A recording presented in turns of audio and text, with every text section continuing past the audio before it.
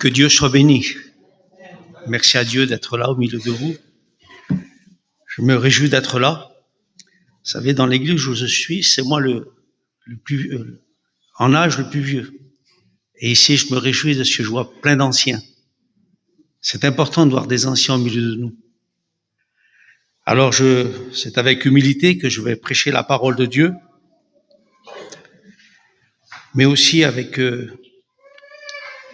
crainte. Avec crainte.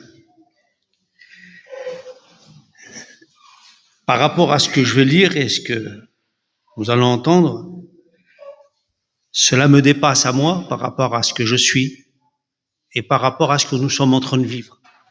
C'est pas facile aujourd'hui de prêcher l'évangile. C'est pas évident parce qu'il semblerait qu'il y ait un porte-à-faux entre ce qu'on vit et ce que la parole de Dieu dit. Et on a besoin de reconnaître par rapport à Dieu, par rapport à sa parole, la réalité de la vie qui est en Christ. La parole de Dieu, le frère le disait, et c'est un peu, il a introduit un peu.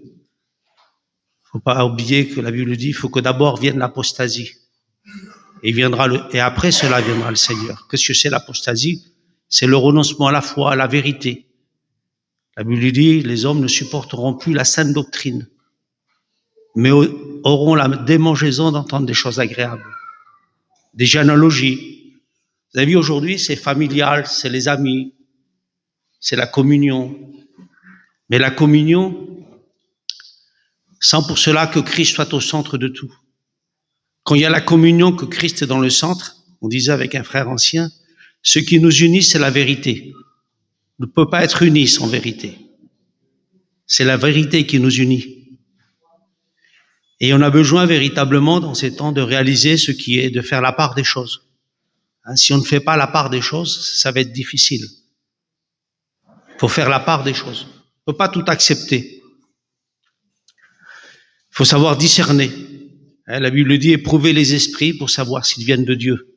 C'est pas simplement les esprits diaboliques, sataniques, non. Ce qui est charnel, de ce qui est spirituel. Ce qui est saint, de ce qui est profane. Et il y a une différence, la Bible dit, entre le fidèle et l'infidèle, entre Christ et Bélial, entre la lumière et les ténèbres. Il n'y a aucun rapport. Et il dit, séparez-vous, mon peuple. Vous voyez, il y a une séparation. Et je vous accueillerai comme des fils et comme des filles.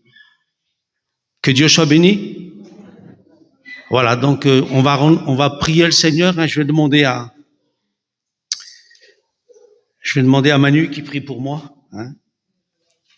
Seigneur, à toi la gloire.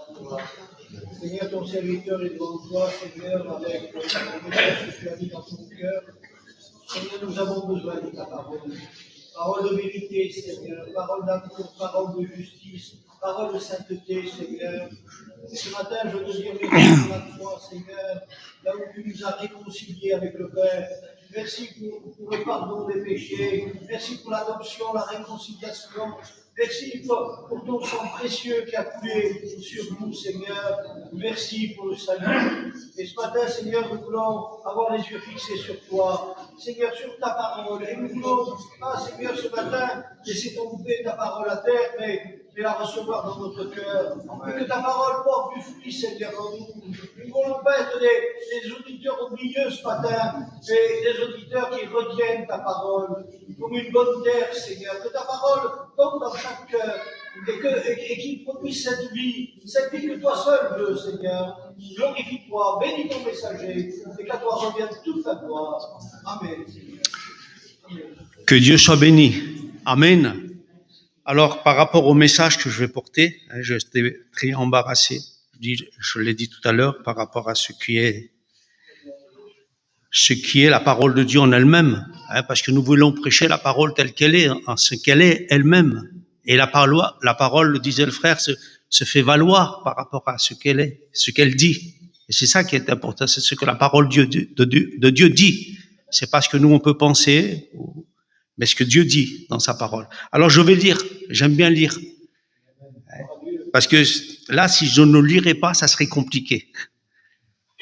Alors je vais lire simplement, méditer la parole de Dieu avec vous, et on va s'exhorter ensemble, hein, parce que la parole de Dieu est là pour nous exhorter. Alors c'est dans Jude, il n'y a qu'un seul chapitre, le chapitre de Jude. Alors je lis, Jude, verset 1. Jude, serviteur de Jésus-Christ et frère de Jacques, à ceux qui sont été appelés. Vous voyez, Dieu appelle un peuple. Hein, Dieu appelle le peuple, ceux qui étaient appelés. Hein, celui qui lui appartient, appelé par la grâce de Dieu. Qui sont aimés en Dieu le Père. Vous voyez, où il y a l'amour de Dieu le Père. Et gardés pour Jésus-Christ. Aimés en Dieu le Père et gardés pour Jésus. En Jésus. Aimés en Dieu le Père. Et vous voyez, je réalisais par rapport à l'amour de Dieu, hein, pour faire la différence des choses. Dieu est amour. Est-ce que vous êtes d'accord avec moi? Dieu est amour, mais Dieu est vérité. Dieu est amour, mais Dieu est justice. Dieu est amour, mais Dieu est sainteté. Dieu est amour, mais Dieu est miséricorde. Voyez la différence par rapport au monde. Aujourd'hui, on donne l'amour en tout. Dieu est amour, on dit, en voulant dire, je peux vivre comme je veux parce que Dieu est amour.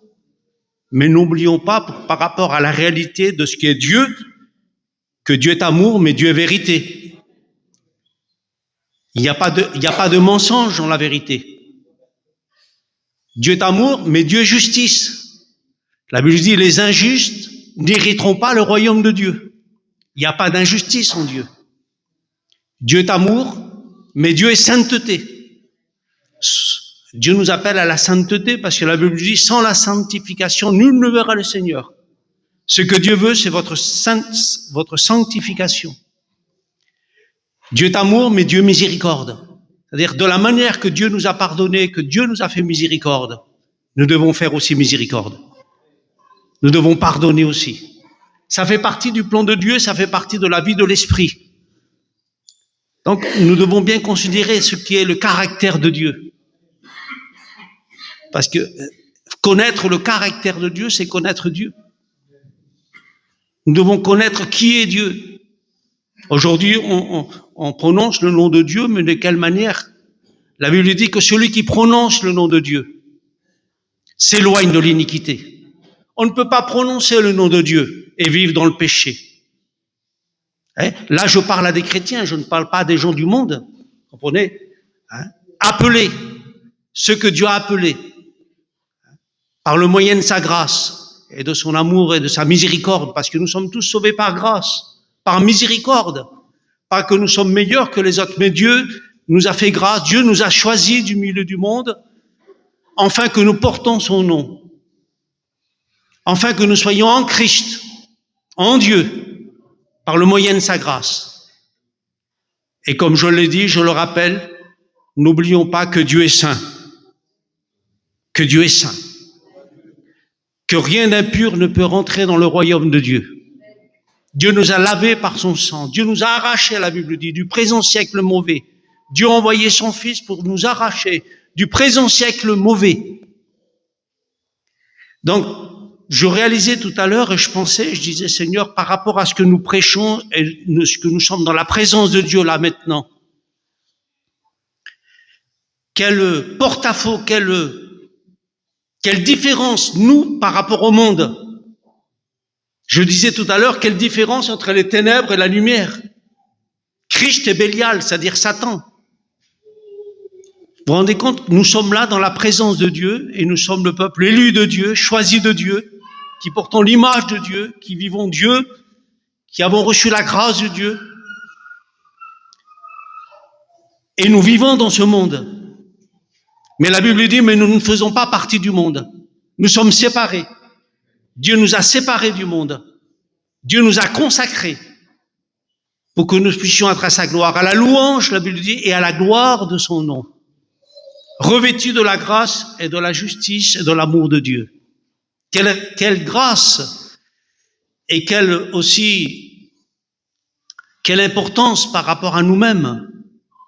Regardez, on continue, que la miséricorde, la paix, la charité vous soient multipliées. Que la miséricorde, la paix et la grâce vous soient multipliées.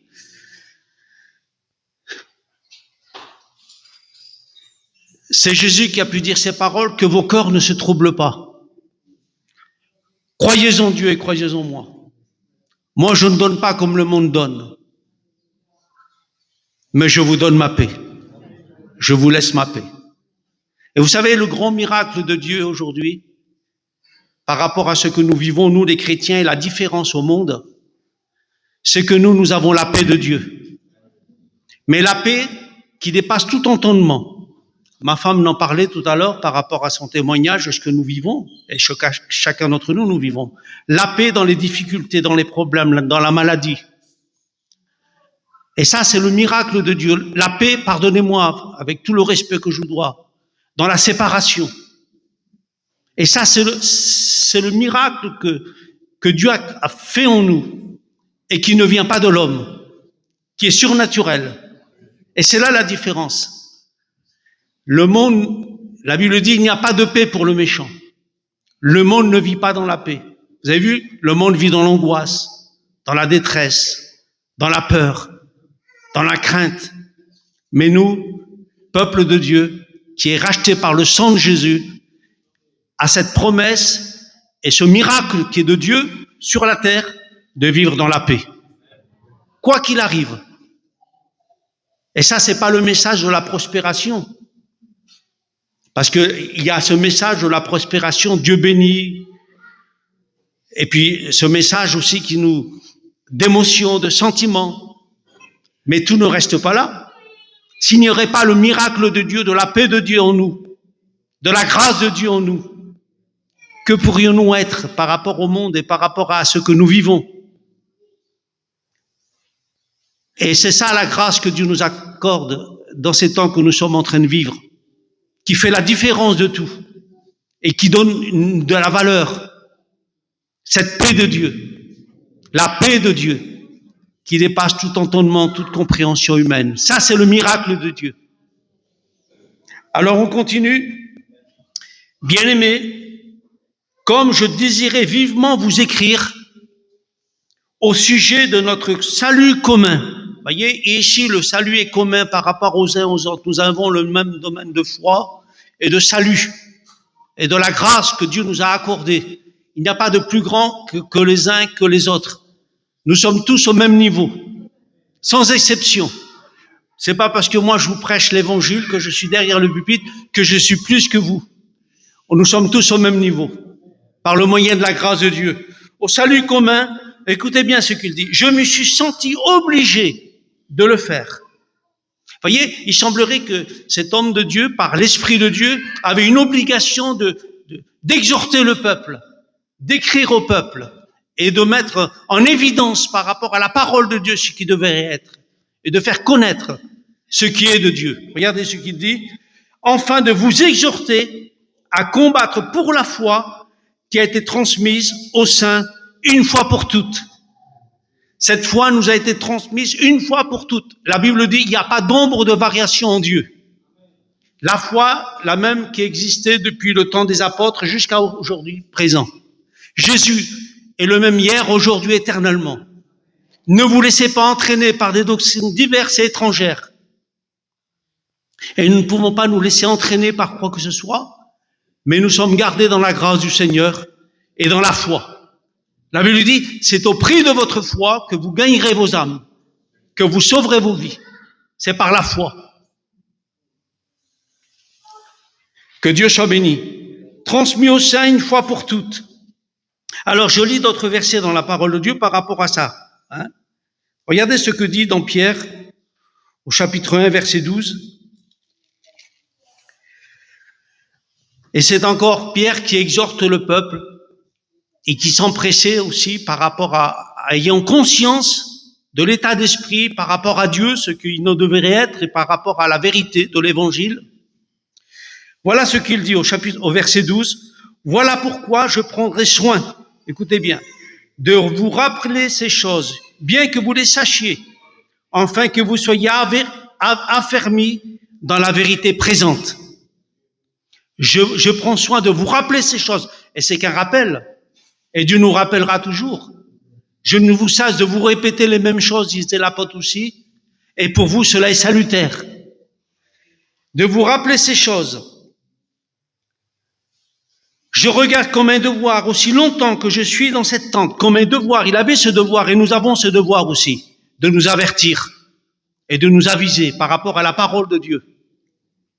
Aussi longtemps que je suis dans cette tente, de vous tenir en éveil par des avertissements. D'être éveillé par l'avertissement de la parole de Dieu. Vous savez, un homme averti, on dit dans le monde, n'en vaut deux. Et nous avons besoin d'être avertis. Regardez, encore un verset dans la parole de Dieu, pareil là, dans 2 Pierre, chapitre 3, verset 1. Il se reprend encore et il dit, voici, bien-aimés, la seconde lettre que je vous ai écrite. Écoutez bien, dans l'une et dans l'autre, je cherche à éveiller par des avertissements votre sainte intelligence. Je cherche à éveiller par rapport au temps, par rapport à ce que nous vivons, par rapport à ce qui doit être. Et cette parole de Pierre et par rapport à Jude, ça se ressemble à Al-Sunni. Ce sont des avertissements qui sont sérieux. On va le lire, c'est sérieux. C'est sérieux. À éveiller votre sainte intelligence, à ne pas être endormi. Il est dit dans l'évangile, dans l'épître d'Éphésiens, réveille-toi, toi d'entre les morts, et Christ éclairera. Et bien des fois, nous avons besoin d'être éclairés, d'être éveillés par rapport à notre conscience, de prendre conscience de ce que nous sommes en train de vivre, d'être avisés et d'être avertis. Regardez ce qu'il est dit. Votre sainte intelligence, par des avertissements, votre sainte intelligence, enfin que vous vous souveniez des choses annoncées d'avance par les saints prophètes et du commandement du Seigneur et du Sauveur que le Sauveur a enseigné par vos apôtres. Sachant, écoutez bien, que dans les derniers jours, il viendra des maux de cœur par leur raillerie, marchant selon leur convoitise impie. Sachant qu'il viendra des avertissements des prophètes, des apôtres, comme quoi qu'il viendrait des moqueurs, marchant sur leur convoitise impie. Alors, je lis, parce que je tiens à lire, c'est important. Je reprends dans Jude. Verset 4. Car il s'est glissé parmi vous certains hommes dont la condamnation est écrite depuis longtemps. Écoutez bien, des impies qui changent la grâce de Dieu en dissolution. Qui changent la grâce de Dieu en dissolution. Et qui renient notre seul Maître et Seigneur Jésus-Christ. Je reviens à ce verset de la parole de Dieu dans Tite qui dit « La grâce de Dieu, source de salut pour tous les hommes, elle a été manifestée. Et elle nous enseigne. » Vous voyez, la grâce de Dieu nous enseigne. Ces hommes changent la grâce de Dieu en dissolution. C'est-à-dire qu'aujourd'hui, on le dit, nous sommes sauvés par grâce. Comme tout irait bien et puis que tout va bien pour nous sans nous préoccuper de rien et de marcher comme bon nous semble. Mais c'est pas de cette manière que Dieu entend la grâce de Dieu. La grâce, elle a un autre domaine. Et regardez ce qu'il est dit ici. Je l'avais marqué, hein, c'était dans un autre message, je le dis aussi. Regardez. Dans Hébreux, chapitre 12, verset 14. Recherchez la paix avec tous. Écoutez. Et la sanctification, sans laquelle personne ne verra le Seigneur. Écoutez bien, verset 15. Veillez à ce que nul ne se prive de la grâce de Dieu. Veillez à ce que nul ne se prive de la grâce de Dieu. C'est-à-dire qu'on peut se priver de la grâce de Dieu.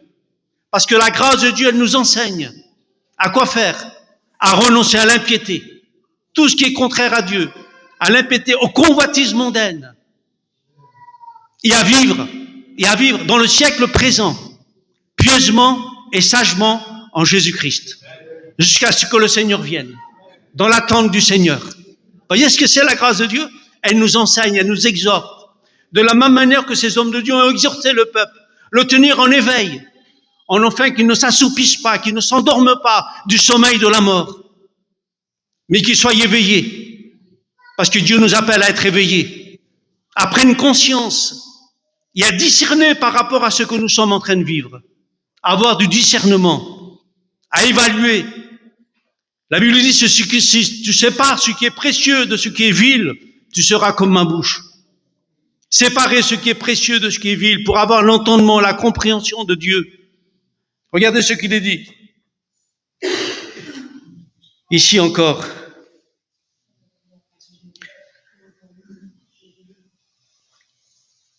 Et je veux vous rappeler, à vous qui savez fort bien ces choses, que le Seigneur, après avoir sauvé le peuple et avoir tiré du pays d'Égypte, fit ensuite périr les incrédules. Vous voyez, Dieu les a appelés, Dieu les a sortis du pays d'Égypte. Ils ont vu les miracles, les prodiges, mais pendant leur marche, Dieu a éprouvé leur foi. La Bible dit qu'ils sont passés par la mer Rouge et c'est un signe du baptême. Mais dans leur marche, ils ont été incrédules. Et à cause de leur incrédulité, de ne pas croire en Dieu, de ne pas accepter la parole de Dieu, ils ont péri dans le désert. Ils ont fait naufrage par rapport à la foi. Ce n'est pas d'avoir été appelé qui est bon, mais c'est de marcher, de vivre dans l'appel de Dieu. La Bible dit beaucoup d'appelés, mais peu de sauvés. Regardez, je lis encore dans la parole de Dieu, je lis simplement, 2 Pierre, chapitre 2, verset 1.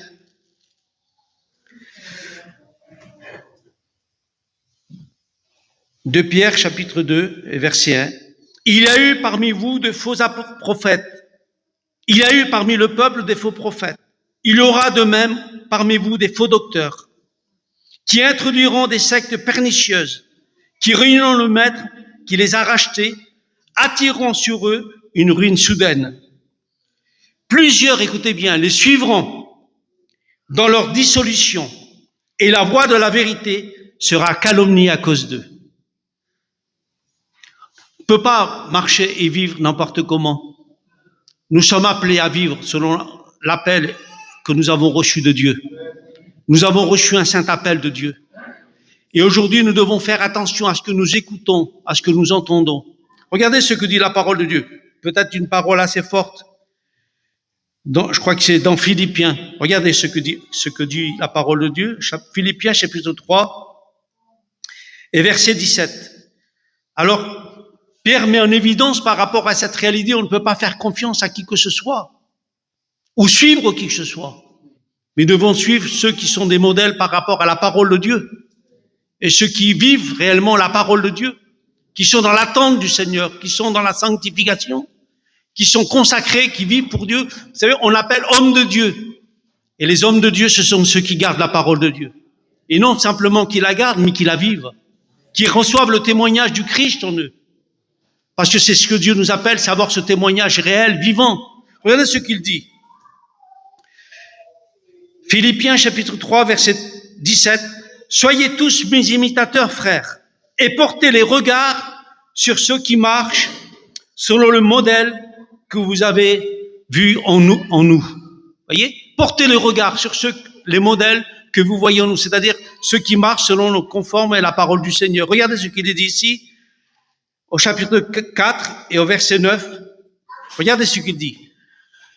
C'est Paul qui parle de ça. Ce que vous avez appris, ce que vous avez reçu et entendu de moi, et ce que vous avez vu en moi, pratiquez-le, et le Dieu de paix sera avec vous.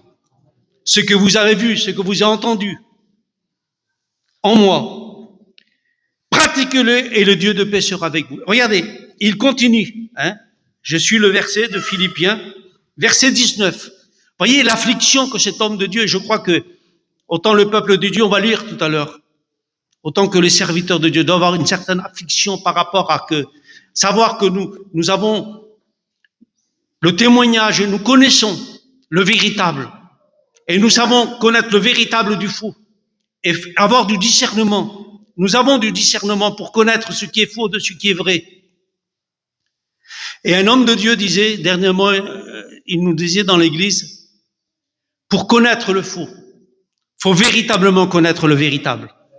Vous savez, quand il y a les faussaires, et le frère parlait avant les billets de banque, ils analysaient beaucoup le vrai pour reconnaître le faux. Et quand on connaît le vrai, quand on sait quand nous avons expérimenté la grâce de Dieu, et quand nous voyons les témoignages d'hommes de Dieu, on connaît véritablement le faux après. Ce qui est de l'apparence. La Bible dit, ils auront l'apparence de la piété, mais ils renieront ce qui fait la force. Et ce qui fait la force, c'est que nous vivons. C'est notre témoignage réel, vécu. Regardez ce qu'il est dit.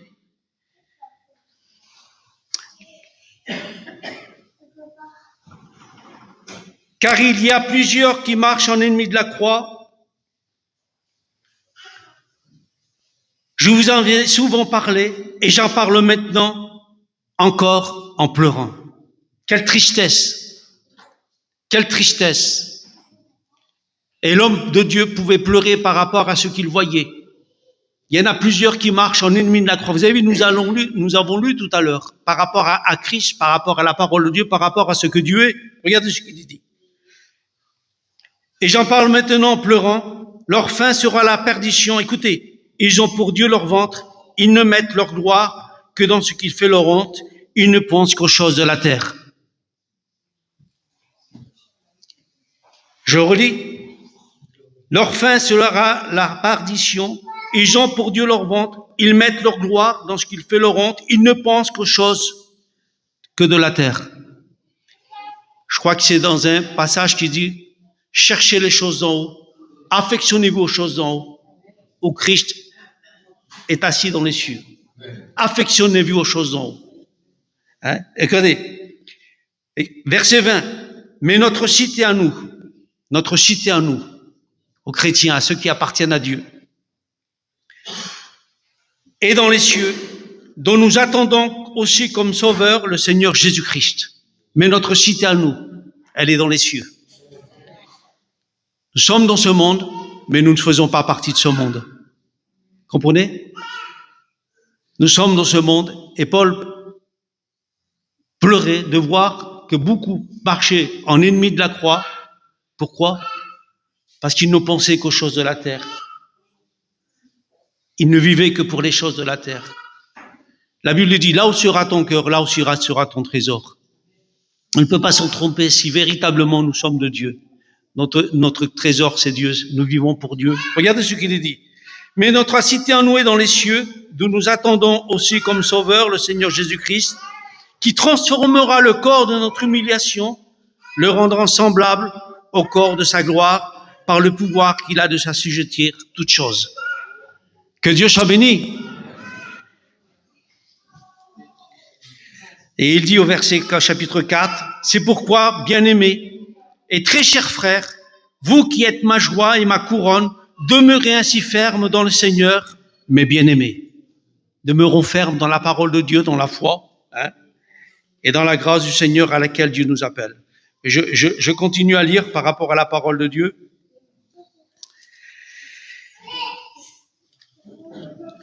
J'ai mis quelques notes et puis je voudrais bien parler par rapport à ce qui est écrit, c'est tellement important.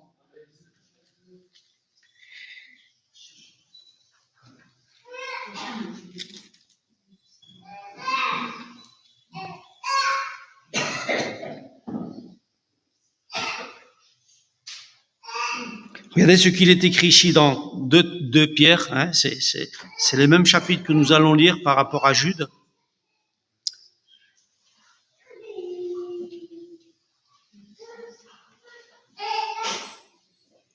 Je relis au verset 2 pour bien suivre la lecture. Plusieurs les suivront dans leur dissolution et leur voix de la vérité sera calomniée à cause d'eux.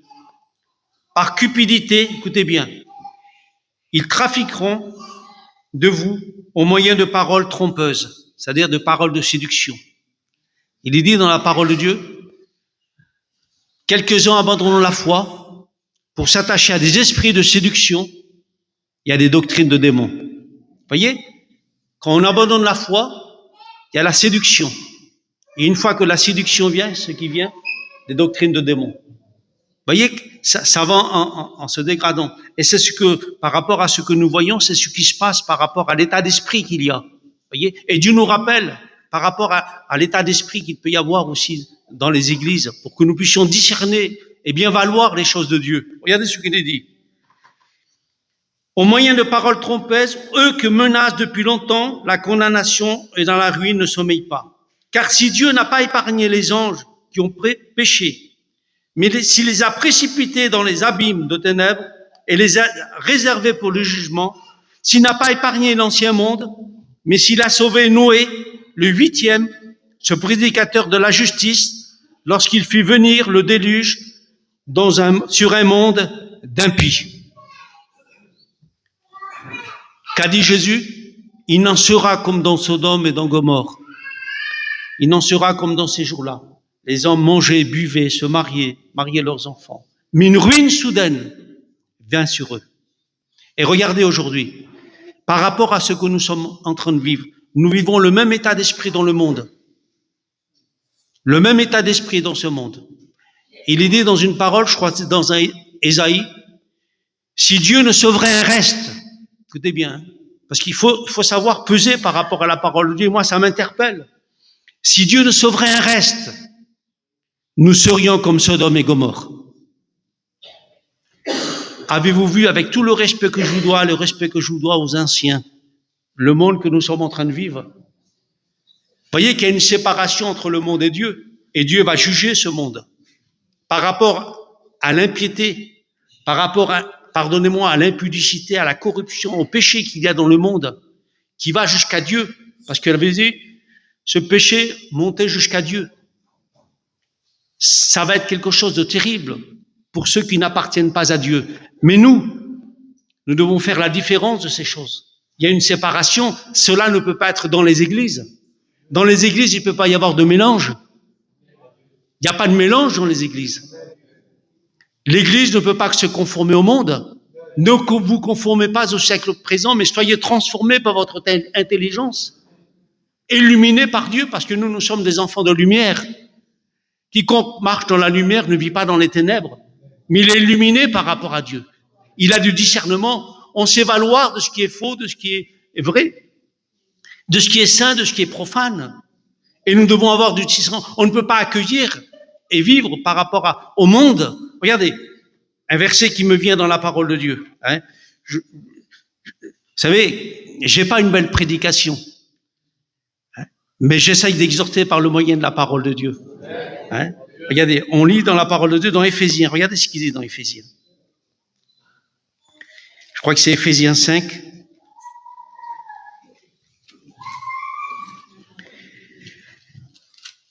Parce qu'il faut bien faire valoir les choses aujourd'hui. On ne peut pas tout accepter.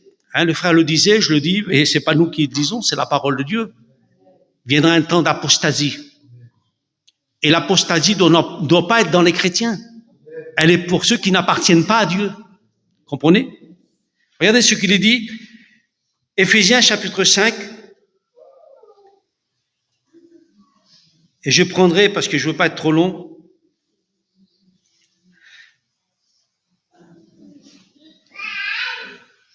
regardez, je prends verset 3. Écoutez bien la parole de Dieu. Que l'impudicité, qu'aucune espèce d'impureté, écoutez bien, et que la cupidité ne soit même pas nommée parmi vous, ainsi qu'il convient à des saints. Même pas ces conversations-là. À plus forte être dégagé et être séparé de ces choses-là. Regardez, écoutez bien. Qu'on n'entende ni paroles déshonnêtes, ni propos insensés, ni plaisanteries. Et aujourd'hui, combien de plaisantins qu'il y a? Pardonnez-moi, combien de rigolos il y a? On veut faire même rire le peuple aujourd'hui, alors que c'est tellement sérieux l'évangile. C'est tellement salutaire. Vous savez, Paul, il n'en pleurait. Et les hommes, je vous avertis à vous exhorter, à vous enseigner, à éveiller votre conscience. Tellement que c'était sérieux. Et là, je me dois comme un devoir de vous enseigner ces choses-là. Parce que c'est sérieux l'évangile. Regardez. Pour point insensé, ni plaisanterie, ni choses qui sont contraires à la bienséance. Qu'on entende plutôt des actions de grâce, de glorifier. Écoutez, verset 6. Car sachez-le bien. Vous voyez, il met en évidence par rapport à ça. Car sachez-le bien. Aucun impudique, ou impur, ou cupide, c'est-à-dire idolâtre, l'amour de l'argent. Je dis bien l'amour de l'argent. C'est de l'idolâtrie. N'a d'héritage dans le royaume de Christ et de Dieu. Pas d'héritage dans le royaume de Dieu pour ces gens-là. Pas d'héritage. Voyez comment nous sommes séparés par rapport au monde? Qu'il y a une différence entre nous et le monde. Regardez. Que personne ne vous séduise par de vains discours, car c'est à cause de ces choses que la colère vient sur les fils de la rébellion. C'est à cause de ces choses, parce que des fois on s'emporte à d'autres choses que ça, cette réalité-là. Mais c'est à cause de ces choses que la colère de Dieu vient sur les fils de la... Parce que en ne voulant pas accepter ça, nous sommes en rébellion contre Dieu. Nous sommes contre Dieu. Inimitié, le monde est inimitié contre Dieu, séparé de Dieu. Celui qui a l'amour du monde est inimitié contre Dieu. Dieu apporte une grâce beaucoup plus excellente, dit la parole de Dieu. Parce que Dieu a fait vivre en nous le Saint-Esprit. Et que nous sommes le temple du Saint-Esprit. Que l'Esprit de Dieu demeure en nous. Et Dieu veut nous affermir dans la foi, dans la vérité, dans la justice de Dieu. N'ayez aucune part avec eux. Autrefois, vous étiez ténèbres. Et maintenant, vous êtes lumière dans le Seigneur. Marchez comme des enfants de lumière. Et l'homme de Dieu, la femme de Dieu, est illuminée par Dieu. Elle a du discernement, elle comprend, elle discerne les choses du monde. Et elle se garde par rapport au monde. Regardez, examinez ce qui est agréable au Seigneur et ne prenez pas part aux œuvres infructueuses des ténèbres, mais plutôt condamnez-les. Dieu nous appelle à réprouver les œuvres des ténèbres pour qu'elles paraissent à la lumière. Parce que si on ne les réprouve pas, elles ne peuvent pas venir à la lumière. Si je ne vous parle pas de cette manière-là, on ne peut pas faire paraître à la lumière ce qui est de Dieu. Ça va être voilé. Si on se conforme, le frère parlait à la religion, on ne peut pas se conformer à la religion. On ne peut que regarder qu'à Christ. Le témoignage, c'est Christ. C'est le caractère de Dieu que nous voulons. Car Dieu était en Christ, réconciliant le monde avec lui-même, faisant la paix par le sang de la croix. Dieu nous a réconciliés en Christ. Il est le médiateur entre Dieu et les hommes. Et c'est à l'image de Dieu que nous sommes. À l'image de Dieu seul. Que Dieu soit béni. Regardez, j'avais marqué un verset, je crois ici. Regardez, Éphésiens 4, 24. À revêtir l'homme nouveau. À revêtir l'homme, nous sommes transformés, nous sommes une nouvelle créature, engendrée par la parole de Dieu. C'est la parole qui nous a engendrés. Elle a fait nous des enfants de Dieu. Hein? Parce que nous avons cru, accepter la parole de Dieu. Elle nous a donné le pouvoir, dit la Bible, de devenir enfants de Dieu. Regardez. À revêtir l'homme nouveau, créé selon Dieu. Écoutez bien, créé selon Dieu. Dans une justice et une sainteté que produit la vérité. Voyez? C'est la vérité qui produit ça en nous. La vérité va produire, parce que la vérité, c'est Jésus. Elle produit en nous la sainteté et la justice. Et c'est ce qui fait la différence. Et nous devons discerner ces choses. On ne peut pas se garder. Voyez, ça m'est arrivé. Et je ne me mets pas au-dessus de vous ici en prêchant la parole de Dieu, parce que j'ai besoin de toute la grâce de Dieu. Ce qui me garde, c'est par rapport à ce que je sais de la parole de Dieu, parce que la parole de Dieu m'illumine. Et je vois ce qui est bien, ce qui est mal. Si dans ma vie, il y a des mauvaises pensées, est-ce que je peux dire que cela vient de Dieu? Je ne peux que les rejeter. S'il y a de la haine dans mon cœur, est-ce que je peux accepter cela? Je ne peux que le rejeter. S'il y a de la méchanceté, s'il y a de la malice, est-ce que je peux accepter ça dans ma vie? C'est pas de Dieu. Je ne peux que le rejeter. Donc la parole de Dieu nous donne le pouvoir, par le moyen de sa grâce, à rejeter ces choses-là, même si elles viennent en nous. Un homme disait, je crois, les oiseaux du ciel, on ne peut pas les empêcher de voler autour de nous, mais on ne peut les empêcher de faire un nid dans notre tête. Que cela ne mûrisse pas dans nos cœurs, que cela ne prenne pas la place dans nos cœurs, de ne pas l'accepter. Le frère, je crois qu'il me disait tout à l'heure par rapport à la parole de Dieu, la porte. On ne peut pas rentrer dans la porte ici, par la porte, le chemin étroit et resserré. Vas-y, le frère l'a cité, il y en a peu qui le prennent. Mais large et spacieux, le chemin qui mène à la perdition, il y en a beaucoup qui le prennent. Et ça, c'est la voie de la religion. On avait ce cadre avant. C'était les religieux qui marchaient beaucoup. Mais les vrais chrétiens sont dépouillés. Dépouillés par rapport au monde, dépouillés par rapport à la chair, au moi. Dépouillés par rapport à l'orgueil, à la vanité, à la prétention. Il y a toutes ces choses-là. Et le frère disait tout à l'heure, pour entrer dans cette porte, il nous est impossible de rentrer sans nous repentir. Et quelle vérité!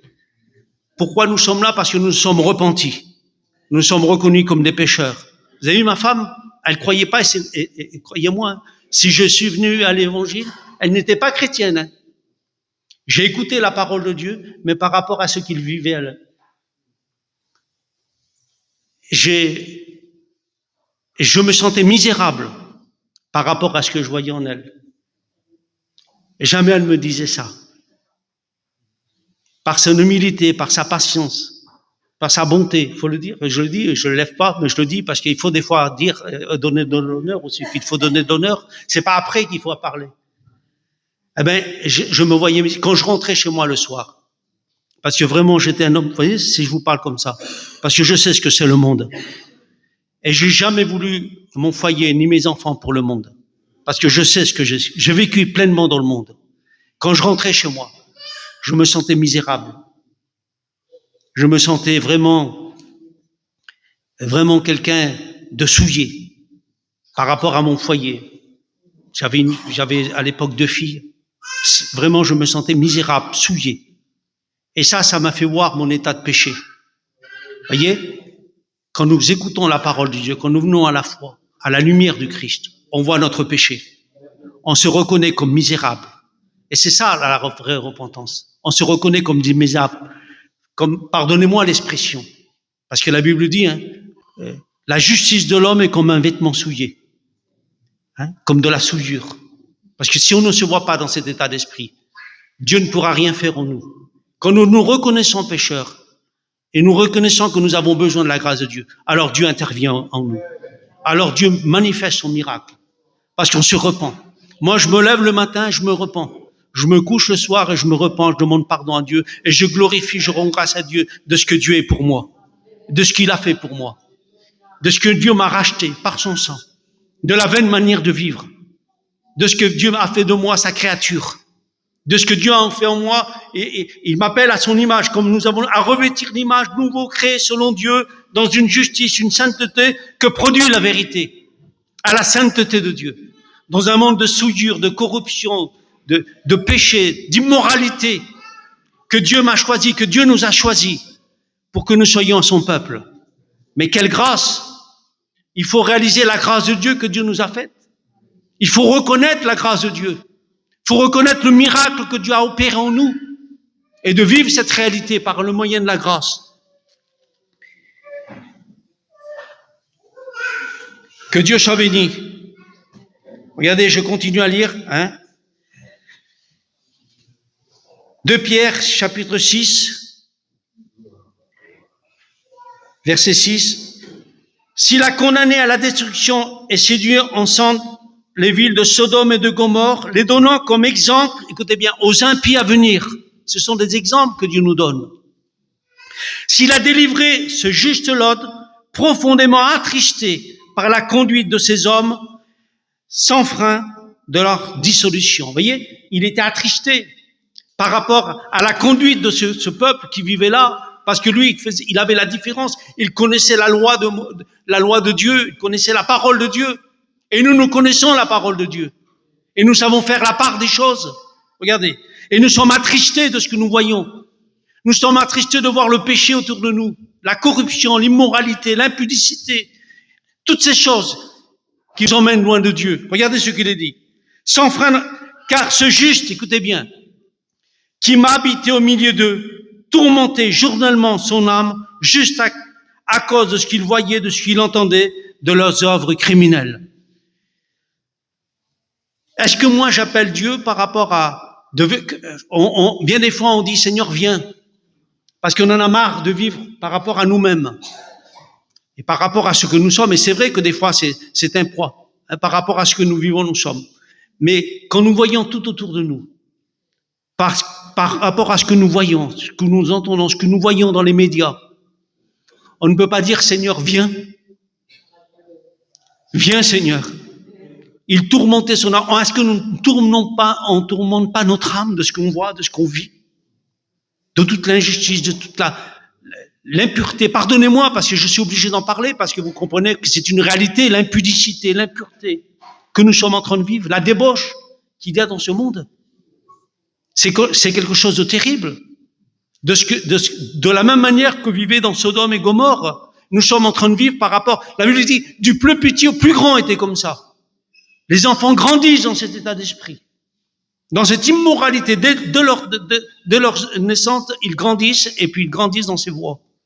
Parce que c'est ce que le monde les enseigne.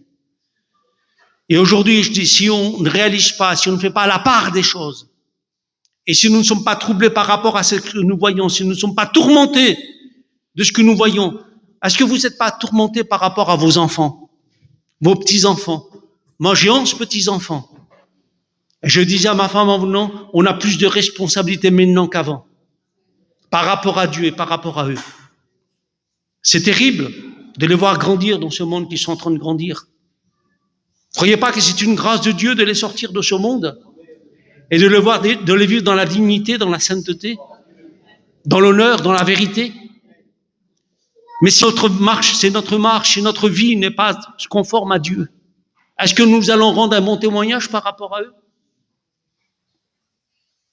C'est ce que nous vivons qui fait valoir. C'est ça qui rend notre crédibilité. C'est ce que nous vivons dans nos foyers, dans nos maisons. C'est pas l'enseignement, c'est pas de citer des textes. On connaît la Bible. On connaît les Écritures. Mais il ne suffit pas de connaître les Écritures, mais il faut vivre les Écritures. Il faut demeurer dans la parole de Dieu. Celui qui demeure en moi, dit Jésus, dans la parole de Dieu. Si vous ne mangez la chair du Fils de l'homme et ne vous buvez son sang, dit la Bible, vous n'avez pas la vie en vous. Et c'est quoi ça? C'est vivre la parole de Dieu en nous. Tourmenter journellement son âme juste à ce qu'il voyait, qu'il entendait de leurs œuvres criminables. Écoutez bien, le Seigneur, par rapport à nous, au peuple de Dieu, qui voient ces choses-là, mais qui ne veulent pas les accepter, qui les refusent et qui prient aussi pour ces âmes-là, on va le lire tout à l'heure, qui prient pour ces gens qui vont à la perdition, qui n'ont pas le salut de Dieu, comme nous l'avons reçu par le moyen de la grâce. Le Seigneur s'est délivré de l'épreuve, les hommes pieux, et réservé les injustes pour être punis au jour du jugement. Dieu s'est préservé des hommes pieux et les femmes pieuses, parce qu'elles se gardent de ces choses-là, parce qu'elles sont séparées. Mais réserver les injustes pour être punis au jour du jugement. Amen. Je prends encore dans Jude. Regardez, versets 16 et 19. Voyez, ça se reprend toujours dans la parole de Dieu. C'est le même, c'est uni par rapport à cette réalité. Jude et Pierre parlent de la même manière. Vous voyez, l'épître de Jude est juste avant l'Apocalypse. Il écrit juste avant parce qu'il met en évidence ces choses. Comme l'Apocalypse, c'est la révélation aussi. Et elle nous montre le jugement qui va venir. Mais pour que nous n'ayons pas part au jugement de Dieu, Dieu nous avertit. Regardez ce qu'il est dit ici. Verset 11. Regardez. Malheur à eux, dans Jude, malheur à eux, car ils ont suivi la voie de Caïn. Vous connaissez la voie de Caïn? La voie de Caïn, c'était la jalousie. Ça a été le meurtre. C'était la voie de Caïn, la jalousie. Il a été jaloux de son frère. La Bible dit qu'il ne doit pas y avoir de rivalité, de jalousie. La Bible dit que celui qui haït dans son cœur, c'est comme si qu'il tuerait. Dieu nous appelle pas à haïr, mais à aimer. Regardez, la voie de Caïn. Ils ont suivi la voie de Caïn. Ils se sont jetés pour un salaire dans l'égarement de Balaam. Séduit. Balaam a été séduit par l'argent. Hein? C'est ce que Balaam a été séduit par l'argent. Vous voyez, il s'est détourné de Dieu et puis il s'est laissé emporter, cherchant la gloire, voyez, cherchant tout ce qui a de la valeur aux yeux des hommes. Hein? Et il s'est laissé séduire et emporter par rapport à Dieu, Balaam. Vous connaissez l'histoire de Balaam, hein? Regardez, dans l'égarement de Balaam, ils se sont perdus dans les révoltes de Corée. Vous savez ce que c'était la révolte de Corée? Ils étaient contre Moïse et contre Aaron par rapport à la vérité, par rapport que c'était des hommes saints. Ils s'opposaient à eux. Ne vous opposez pas, je voulais rappeler aux hommes de Dieu. Opposez-vous à ceux qui vivent aux faux docteurs, à toutes ces choses-là, à refuter ces choses-là. Mais ne vous opposez pas aux saints hommes de Dieu, qui vivent la parole de Dieu, qui vous prêchent la parole de Dieu. Ne vous opposez pas à la parole de Dieu, parce qu'ils s'opposent à la parole de Dieu. Il n'y a rien qui vienne pour nous justifier. C'est que la parole qui nous justifiera devant Dieu. Sans la parole, il n'y a pas de moyen d'être justifié. C'est la parole de Dieu qui nous justifiera. Ils se sont opposés. Et aujourd'hui, la Bible dit ennemis des gens de bien. C'est écrit aussi. Dans 2 Timothée 3, je crois. Ils seront ennemis des gens de bien. Vous voyez? Ils ne supporteront plus la saine doctrine. Et aujourd'hui, c'est ce que nous sommes en train de vivre. C'est dur de prêcher la parole de Dieu de cette manière-là par rapport à ce qui est écrit aujourd'hui. Si on ne prend pas la parole de Dieu, je voyais un frère d'un Allemand, il nous a fait une réunion et il a prêché sur la repentance. Mais quand il a prêché, c'était vraiment profond. Il a fait voir ce qu'était la repentance. Mais il n'a pris que des textes. Mais il n'était pas comme moi, le frère. Il connaissait les textes par cœur, il les citait et tout. Mais avec une élocution, avec une telle réalité, mais il n'a pris que des textes pour faire valoir cette réalité. Parce que si on ne fait pas valoir la réalité de la parole de Dieu, le peuple, aujourd'hui, s'oppose même. Et ils étaient en rébellion même contre Moïse, le peuple. Il les a sortis d'Égypte, mais ils se rebellaient contre la parole de Dieu. Ils ont vu les miracles, les prodiges, mais voir les miracles et les prodiges, cela n'est pas suffisant. Cela n'aura pas suffi. Ils auraient dû voir que, à travers cela, c'était l'homme de Dieu qui était choisi par Dieu, devait craindre par rapport au message qu'il proclamait. Mais ils ne craignaient pas le message de Dieu. Et aujourd'hui, on ne craint plus le message de Dieu. On n'a plus une saine crainte, on n'a plus de respect même. Bien au contraire, on se refute. Parce que des fois, ça nous fatigue même d'écouter de telles vérités. Parce que ça en va en contre de nous. Mais que ce qui va en contre de nous, Dieu ne le fait pas pour un mal, mais pour un bien. Parce que Dieu veut guérir. Dieu veut intervenir. Croyez-moi que Jude, quand il parle, Pierre, quand il parle de cette manière-là, ça serait pour juger ou condamner le peuple. Mais c'est pour que le peuple se repente, pour que le peuple revienne et reprenne conscience par rapport à leur état d'esprit, à leur vie. Ce qui me donne à prendre conscience, moi, par rapport à ma vie, ce que je vois au monde, c'est la clarté de la parole de Dieu. C'est par ta lumière que nous voyons la lumière. Sans la lumière de la parole de Dieu, on est dans les ténèbres. On ne voit rien. Mais par la parole de Dieu, par la lumière que Dieu nous illumine par rapport à sa parole, Dieu nous conduit, Dieu nous dirige. Regardez. Alors, je lis un autre texte dans la parole de Dieu, puis on va finir. Verset 16 et de Jude, regardez. Ce sont des gens qui murmurent, qui se plaignent de leur sort, qui marchent selon leur convoitise et qui ont la bouche des paroles hautaines, qui admirent les personnes par motif d'intérêt ou de profit. Vous voyez, et aujourd'hui on voit ça. Les gens ne sont attirés que par motif d'intérêt et de profit, ce qui leur va bien. La Bible dit, ils se donneront une foule de docteurs. Et ils vont dans des docteurs qui leur vont bien, dans des motifs d'intérêt, de profit. Mais se plaignant toujours. Ils se plaignent toujours. Ils se plaignent toujours des uns, des autres, de ce qu'ils voient, de ce qu'ils entendent, par rapport à l'Église, je dis. Ils se plaignent. Ils ne sont pas jamais, ils ne regardent pas eux-mêmes. Alors que la Bible de Dieu nous appelle à regarder à nous-mêmes. Que chacun se plaigne de ses propres péchés. Et non pas par rapport à autrui. À se regarder à soi-même. Ils ont toujours à se plaindre les uns des autres.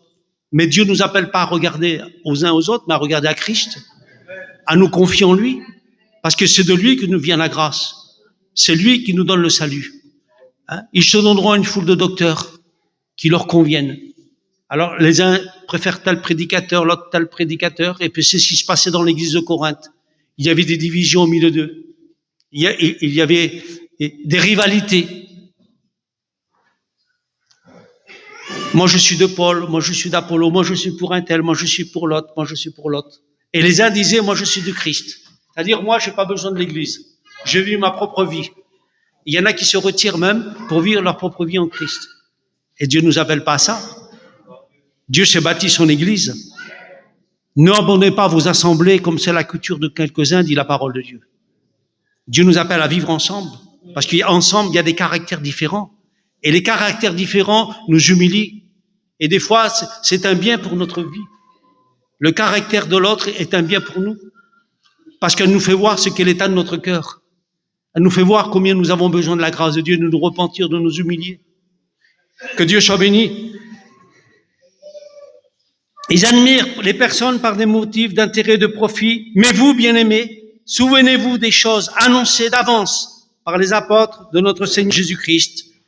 Ils vous disaient que dans les derniers temps, il y aurait des moqueurs marchant selon leur propre convoitise impie. Ce sont ceux qui causent des divisions, qui provoquent des divisions, hommes sensuels n'ayant pas l'esprit. Vous voyez, j'ai lu par rapport à ça, hommes sensuels n'ayant pas l'esprit, il y a une version qui dit, les voilà, ceux qui causent des divisions, ils sont dominés par leur instinct et non par l'esprit de Dieu. Ils sont dominés par leurs valeurs, par les sentiments, et non pas par l'esprit de Dieu, qui est la parole de Dieu. Parce que la parole, c'est la parole de l'esprit. C'est pas le Saint-Esprit me fait voir, Dieu me fait entendre. Je ressens ça. Non, c'est ce que la parole de Dieu dit. C'est ce que Dieu dit par le moyen de sa parole. Je finis par ça, regardez.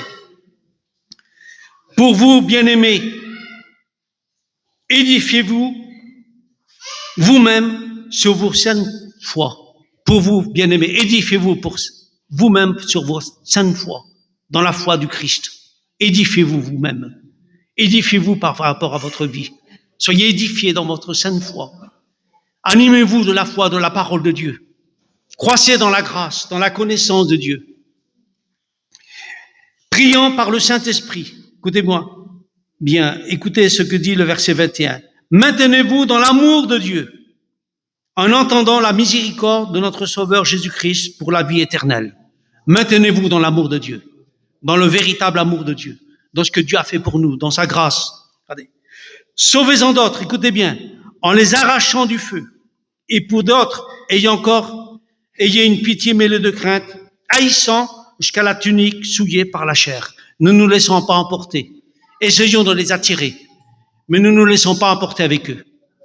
Mais soyons un moyen de bénédiction pour eux. Ceux qui ont besoin de la grâce de Dieu, ceux qui se sont écartés, ceux qui se sont rétrogradés dans leur vie, mais par notre témoignage, par notre vie, faisons valoir le Christ. Et à travers cela, Dieu agira. C'est par notre témoignage que Dieu agira. Or, celui qui veut vous préserver de toute chute et vous faire paraître devant sa gloire, irrépréhensible et dans l'allégresse, à Dieu seul, notre Sauveur, par Jésus-Christ, notre Seigneur, soit gloire, majesté, force, puissance, d'avant tous les temps, et maintenant, et dans tous les siècles. Amen. À celui qui peut vous préserver de toute chute. Si Dieu a commencé en nous cette œuvre, la Bible dit, si nous persévérons dans la grâce de Dieu, Dieu la rendra parfaite. Que Dieu soit béni. On va prier le Seigneur.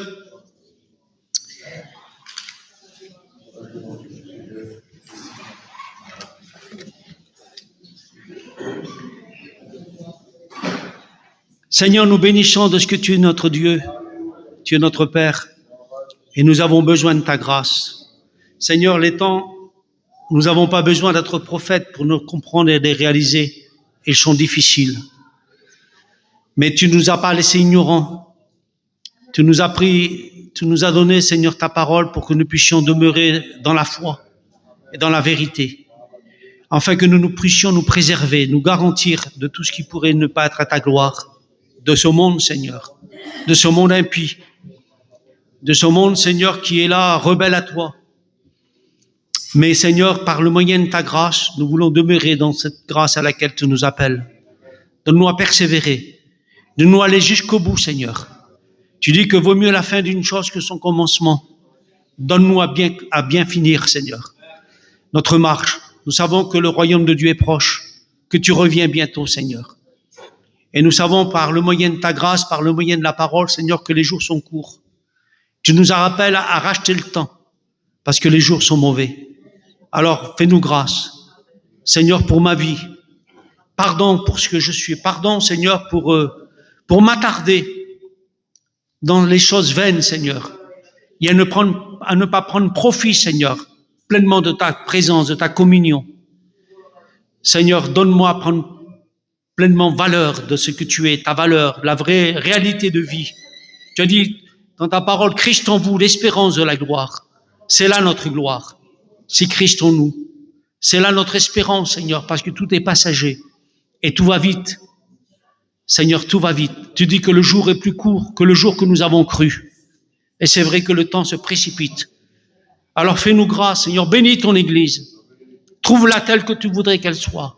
Bénis cette assemblée. Bénis les dirigeants, Seigneur. Qu'ils soient eux-mêmes des modèles pour le troupeau. Seigneur, et que nous ne soyons pas séduits par tout ce que nous voyons et par des faux docteurs. Emportés loin de ta parole, loin de la vérité. Garde-nous, Seigneur. Que ta grâce nous dirige, qu'elle nous conduise. Seigneur, donne-nous pleinement à demeurer dans la réalité de la vie qui est en toi. Dans le nom de Jésus. Amen. Gloire à l'Éternel. Que notre Dieu, Seigneur, ta parole nous a nourris ce matin. Toi qui as purifié notre confiance, notre conscience, Seigneur.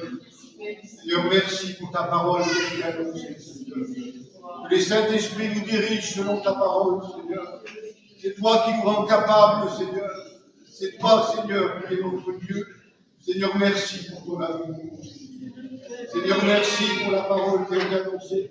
Elle nous a fait du bien, Seigneur. Elle renouvelle nos forces, Seigneur. Nous voulons dire amen à ta parole, Seigneur. Seigneur, nous nous réjouissons de ta présence. Seigneur, merci, Seigneur. À toi la gloire, mon Seigneur. Que ce culte, Seigneur, soit, Seigneur, pour ta gloire. Nous voulons te glorifier ce matin. Merci, mon Père. À toi la gloire. Bénis mes frères et sœurs. La terre arrive, et le pain vivant descend du ciel. Et venu avertir nos cœurs de garder ses libertés. Oh Seigneur, merci. Merci pour la parole faite chère ce matin. Merci pour le tout accompli. Merci. Merci parce qu'un jour tu t'es révélé en esprit, en vérité. Amen. Que la vérité du Père soit toujours dans mon cœur. À garder ce qui vient de toi, à garder ce qui vient du Dieu très haut, Rabboni, précieux Jésus. Combien ma vie veut t'aimer et t'adorer. Je remets mon esprit entre tes mains, mon être entier. Garde mon cœur plus que tout, garde mon âme plus que tout, parce que tu reviens chercher. Tu reviens chercher ce qui est tien, ce que toi, Père, tu as choisi. Tu es la parole de vie, tu es la parole de vie, tu es la parole qui descend dans les cœurs et dans l'esprit. Atoen Noraïm, je te dis merci à Dieu de Dieu. Merci, merci, merci encore pour ta parole. Ta parole est nécessaire à ma vie et à mon âme. Je te loue à Dieu parfait.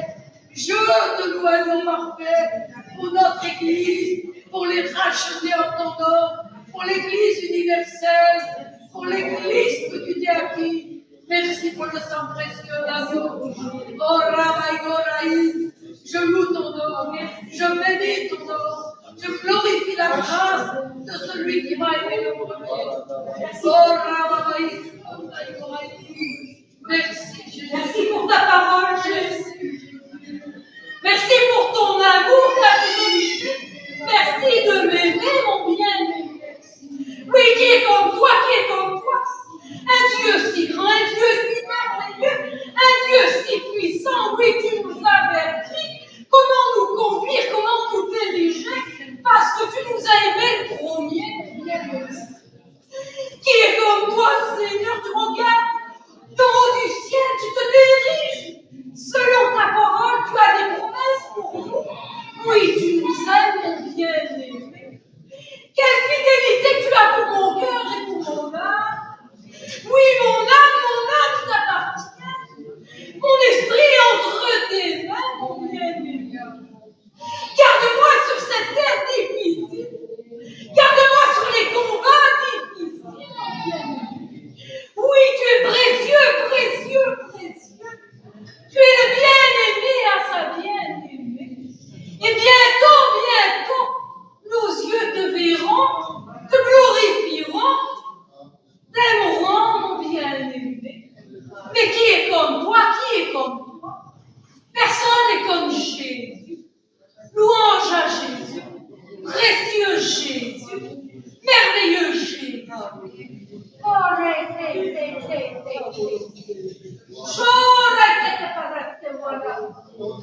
Louange à Jésus. Précieux Jésus. merveilleux chez vous, puissance et autorité. Merci de m'aimer, Sauveur. Arrêtez, madame, c'est pour ma vie. Oh, je t'adore, Seigneur, glorifié, Jésus. Merci, Seigneur. Ce matin, la parole a restauré mon âme. Seigneur, combien je veux dire oui et amen à ta parole. Et combien je viens humblement devant toi, Seigneur. Parce qu'en toi, Seigneur, tu peux mettre le vouloir et le faire. Je veux plus de toi, Seigneur, je veux plus me consacrer à toi. Je veux plus lire ta parole, plus à toi. Parce que c'est là qu'il y a mon bonheur, c'est là qu'il y a ma joie. Dans la proche de toi, je suis tellement bien de toi, Seigneur. Merci ce matin, tu as fortifié ma vie à travers ta parole. Et je veux serrer ta parole contre mon cœur. Ton nom soit glorifié, béni, Père serviteur, pour parler. Béni, Seigneur, on a tellement besoin de nous. Ah, je glorifie ton nom. Merci, Seigneur. J'ai hâte de voir ton retour, Seigneur. Ah, j'ai hâte que tu reviennes me chercher. Je m'en peut-être, j'en ai marre de ce monde, Seigneur. Plus près de toi, je suis bien. Ton nom soit glorifié. Seigneur, je sais que c'est pas un jour pour te demander, mais je ne veux pas qu'il en reste un seul. Mes frères soient comme toi. Mon compagnon, Seigneur. Mes petits-enfants, Dieu, mon église, Dieu. Ah, Seigneur, je te prie pour ma famille, je te prie, Seigneur, pour ton retour, Seigneur, qu'il n'en reste pas un seul, je te prie, Seigneur. Apprends-nous à te placer en premier. Apprends-nous, Seigneur, à tout te donner, parce que tu es Dieu. Ah, je te glorifie ton nom ce matin, je t'apporte le nom. Il y aura des côtés. Ah, je te loue, je t'adore. Merci, Seigneur. Bénis ton nom, Seigneur. Que mon âme te loue. Merci. Que mon âme t'adore. Merci, Jésus. Oh Dieu, bénis les serviteurs. Dans le monde entier, Seigneur. Bénis mon compagnon. Merci, Seigneur. Oh Dieu, fais la vie à souffrir.